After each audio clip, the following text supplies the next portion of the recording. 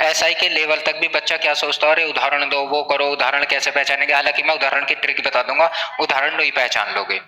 जो आपका स्थायी भाव या रस के शुरू से डेफिनेशन में से पूछ लेता है। पहला ही प्रश्न क्या बनता है, रस का शाब्दिक अर्थ बताएं। तो भैया रस का शाब्दिक अर्थ, रस का शाब्दिक अर्थ क्या है, आनंद। ठीक, रस का शाब्दिक अर्थ क्या है, आनंद है। अब बहुत सा बच्चा क्या सोचेगा, ये रस वही है जो गन्ने का है या अनार का है कुछ। ठीक, यदि हम बात करें रस, रस एक व्याकरण के अंतर्गत एक आपका अध्याय है, ठीक, जिसे हम कविता या काव्य को पढ़ने से हमें क्या है, आनंद मिलता है। पर यदि हम रस की बात करें जूस से भी, ठीक, चाहे गन्ने का हो चाहे उससे हो, जब हम पीते हैं, ठीक, तो उससे जो हमें आनंद मिलता है वो भी क्या है, हम रस मान सकते हैं। ठीक, आपने देखा होगा गन्ने का जब जूस चलता है, ठीक, उसमें नींबू और नमक गिरवा ले, तो कभी महिला को पीते हुए देखे हो, एकदम कैच करे, ठीक, इस तरीके से, मतलब अजीब सा चेहरा बना लिया कतई। ठीक, तो उसे क्या है, उसे पीते ही क्या है, आनंद की अनुभूति होती है, वही क्या है, रस है।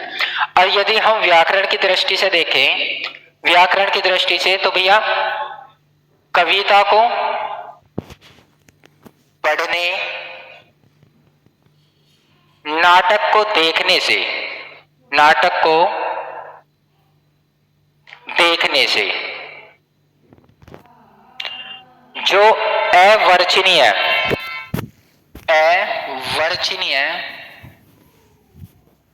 आनंद की अनुभूति हो, वही क्या है, रस है। अभी लिखाऊंगा, पहले समझ ले। ठीक, वही क्या है, रस है। अवर्चनीय, अवर्चनीय का मतलब है जिसका उल्लेख ना किया जाए।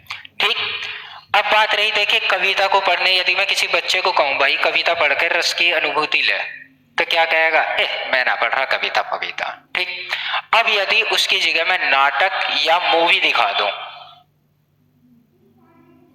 ठीक, अब मूवी में एकदम हीरोइन आई, तुम क्या कहोगे, बेटे कैसी बढ़िया लग रही हो मेरी जान, कहोगे नहीं कहोगे? तो एकदम क्या है, तुम्हें आनंद मिलेगा, वही क्या है, रस है। ठीक, नाटक चल रहा, सासू माँ की कहानी चल रही है, सीरियल चल रहा कैड़ा वाला, अब पता है बहू की दुर्गति हो रही है।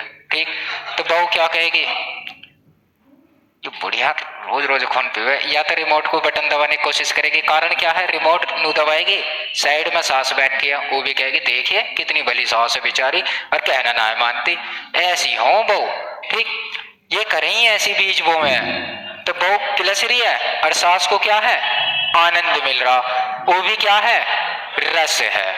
ठीक, तो भैया कविता को यदि हम देखें, पाठक जो होता है, यदि रियल में जो पाठक होता है उसे भी आनंद मिलता है। जैसे आपने कोई कविता पढ़ी होगी, ठीक, बचपन में हम प्राचीन काल में जाओ, जोनी जोनी यस पापा वो करते ही फिरे जावे, ठीक, हमें क्या है, रस की आनंद की अनुभूति मिलेगी, तो वही क्या है, रस है।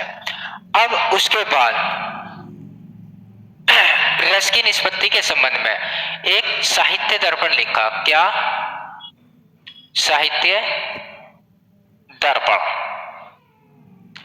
प्रश्न बना है, काफी परीक्षाओं में पूछा गया है कि साहित्य दर्पण किसके द्वारा लिखित पुस्तक है। तो साहित्य दर्पण किसके द्वारा लिखित पुस्तक है भैया, आचार्य विश्वनाथ द्वारा। किसके, आचार्य विश्वनाथ द्वारा लिखित क्या है, बुक है। फिर उसके बाद प्रश्न आता है कि आचार्य विश्वनाथ ने रसों की संख्या कितनी मानी है। काफी बार पूछा गया है, आचार्य विश्वनाथ ने रसों की संख्या कितनी मानी है, तो कितनी है, इनके द्वारा 9 रसों की, क्योंकि इन्होंने जो स्थायी भाव थे, स्थायी भाव को ही क्या है, पूर्ण रस मान लिए। फिर उसके बाद मैदान में आए कौन, भरत मुनि। भरत मुनि ने कही पागल हो रहे हो, कौन आए, भरत मुनि। एक कहानी की तरह समझना है, भरत मुनि आए, भरत मुनि ने कहा पागल हो रहा हो भाई, नो क्यों, नो रस नो कहाँ हुआ, नो रस नो कहाँ हुआ, नो क्यों, नो की ना होते, नो शांत रस को भी रस ले रहा है, तो भाई शांत रस को भी रस मान रहा है, क्योंकि ऐसा है प्रश्न ऐसे भी बनता है कि भरत मुनि ने किस रस को रस की संज्ञा प्रदान नहीं की, तो कौन सा रस था वो? शांत रस। इन्होंने कहा भाई शांत रस रस नहीं होता, मैं तो 8 मान लूंगा। और इन 8 का उल्लेख किस में करा इन्होंने? नाट्य शास्त्र में। किसमें? नाट्य शास्त्र पुस्तक में। क्लियर? अब नाट्य शास्त्र पुस्तक में कर तो दिया उल्लेख, इनमें दोनों में विवाद छिड़ गया। यह कहे भाई रस होते नो, शांत रस रस नहीं होता। आचार्य विश्वनाथ कह लगा भाई क्यों नहीं होता? एक बात बताओ, कोई शांत मुद्रा में बैठा कतई, ठीक, मन शरीर यहाँ है, मन कहीं और है, शरीर यहाँ है मन कहीं और है, तो वो भी तो रस की उत्पत्ति प्रदान कर रहा है, ठीक। मन में कुछ और सोच रहे हो, तो एक बात बताओ, तुमने कभी देखा हो आदमी बैठा रहेगा सोचता रहेगा इस प्रकार से,